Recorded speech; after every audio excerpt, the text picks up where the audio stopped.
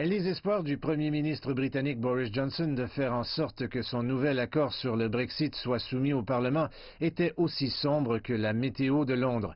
Dans le fauteuil présidentiel, le président de la Chambre des communes, John Bercow, son message, le gouvernement avait une chance de voter pour le Brexit ce week-end et ne l'a pas accepté.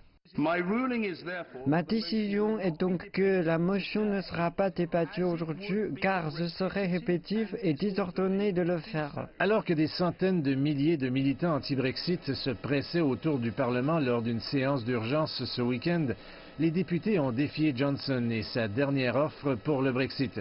Ils voulaient des précisions sur ce qui était proposé. Les députés ont voté pour que le gouvernement dépose sa législation détaillée sur le Brexit avant de donner son aval au nouvel accord. Cela semble assez simple, mais cela a déclenché un chaos encore plus grand pour la Grande-Bretagne et Bruxelles à propos du Brexit.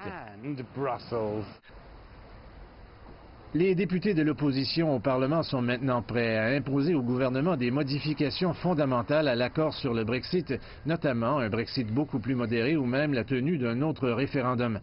À Bruxelles, les négociateurs du Brexit attendent et surveillent.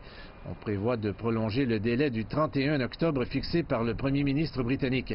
C'est maintenant beaucoup moins probable après que Boris Johnson a été contraint par la loi d'envoyer une lettre demandant une prolongation.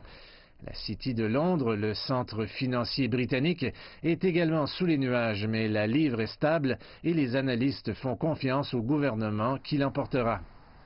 Nous aurons un vote et il sera presque adopté et c'est ce que les marchés souhaitent. C'est pourquoi la livre est seulement un peu plus faible.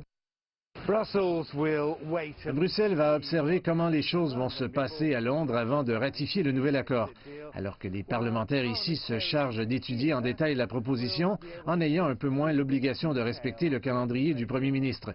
Comme toujours avec le Brexit, rien n'est certain, mais l'échéance du Brexit d'Halloween est extrêmement incertaine.